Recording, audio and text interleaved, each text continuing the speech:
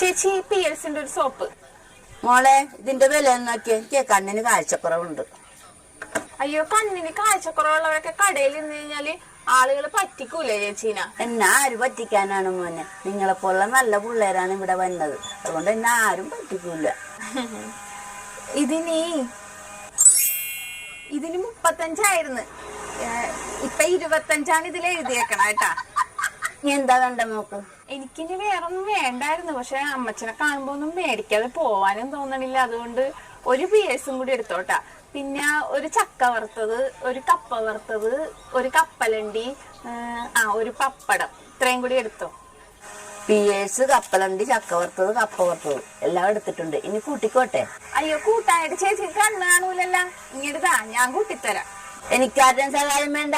14,000 രൂപ കണ്ണട മേടിച്ച് വെച്ചേക്കുന്നത്. എനിക്കിതൊക്കെ കൂട്ടാനാ.